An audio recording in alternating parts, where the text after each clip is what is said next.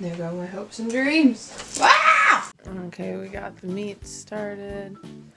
Get me some olive oil here. Actually, this is more extra virgin. That's for like a salad or a sandwich or something. Let's do the...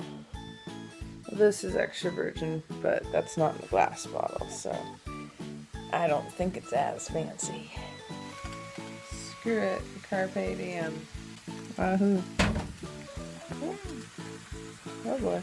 Since that's frozen, that's gonna have to literally sear for me to scrape off every time. In the meantime, I'm going to be chopping my onion, that's shedding, my cilantro, my spinach, and my tomatoes. We're gonna pick out a line, but we're gonna hold off on cutting that until right before we make it all juicy on top. Ugh. So we're down to the last couple of layers on our little meat roll that was frozen that we've scraped off bit by bit. So I have some pre-minced garlic I'm going to use, and I'm going to cut the onion right now. It's one of those little mini ones. We're going to throw those in. I put a ton of garlic in just now. Alright, let's see how this plays out. Okay, if I remember correct, it goes chips, and then the greens, tomatoes. Ah! There we go.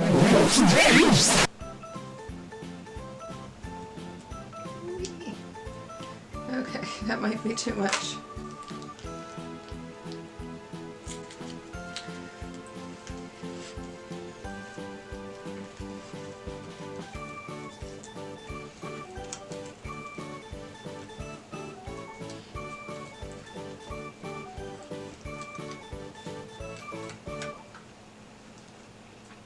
Okay, well, if you're a big hole dummy like me and you keep filling it too full to the point where it's overflowing, what you're supposed to do is you're supposed to get an extra little bit from another tortilla and then just fold it over that.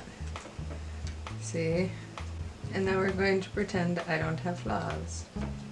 Hooray! Hooray! Alright, let's fry this bad boy. Oh boy. Wow! Well, that's frying. That's happening. Let's see what happens.